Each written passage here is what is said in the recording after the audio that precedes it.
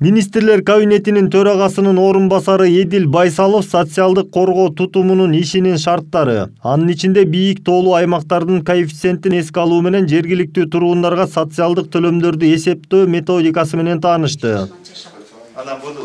Бунда азыр бир эле баласы экен, баласы чачап калды. Анан 50 жаш. Азыр 55 жаш менен чыгат. Мамлекеттик болобу, жеке болобу, деги эле баардык кызматтардын иши санариптештирүүнүн алкагында жеңилдегени байкалууда. Мисалга социалдык фонддо пенсия берүү, чегерүү же отчет тапшыруулар буга чейин кагаз түрүндө жүргүзүлчү. Кызматкерлер ага көптөгөн убакыттарын сарптачу. Социалдык фонддун Жумгал райондук башкармалыгынын кызматкери Гүлмира Бөлөкбаева азыр абал оң жагына өзгөргөнүн айтат. Бардык перерасчетторубузда, кайра эсептөөлөрүбүздүн баардыгы ушул базадан эле көрүнүп турат да. Эмне бар, эмне жок экен, стажынан бери, балдарынан бери, эмне кирди, эмне чыкты, бүт бар ушул жерден эле жооп берип турасыз. Баягыдай жылуу көтөрмөй жок. Эми анда-санда бар, эми бир жерде туура эмес немелер болуп калса, жылууну көтөргөнгө туура келип калат. Анда көтөрүп атабыз жылуунучу. А так бизге аябай эле жеңилдик болуп калды, жакшы болду. Жылдык перерасчеттор болот да, баягы перерасчеттор болгондо анда да жылуулорду көтөрүп, кайра ордуна коюп, ушинтип күнү түн иштечүбүз. Азыр Кудайга шүгүр, мына базадан карайбыз, бүт баары дап-даяр, автоматизированный, бүт баары жактан келет, бу жерден карап, жазап, жылуулорубузга тиркейбиз, чыгарып туруп жылуулорубузга тиркеп, жакшы, Кудай буйрса жакшы.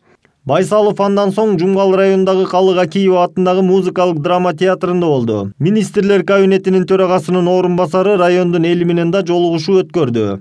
Сүйлөштүк, азыркы бизде социалдык, саясий, экономикалык баардык абалды керек болсо эл аралык чөйрөгө чейин, кырдаалга чейин да баардыгын талкуулап чыктык. Эми негизги маселе албетте азыркы жерде биз ушул жерлерди кыдырып, бул пенсия маселесин талкуулап атабыз. Анткени пенсия боюнча мына негизинен ушул дыйкан, айыл чарбада жүргөн биздин туугандарыбыз жылына ашып кетсе ошол үй бүлөгө барып, жалпы ошол гектарлап деген жерлерге 130 сомдон 120 сомдон ушундай бир салым кошушат дагы. Анан өмүр бою жүрүп, ошол 96-жылдар мен бир мисалда көрсөтүп келдим.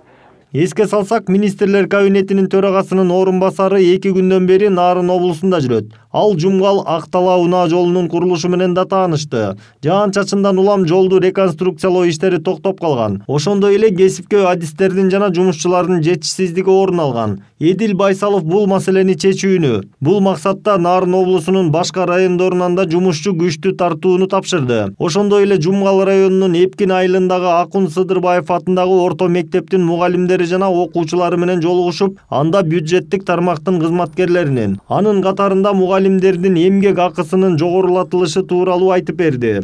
Айдар Темиралиев, Нурдан Карпбеков, Пирамида.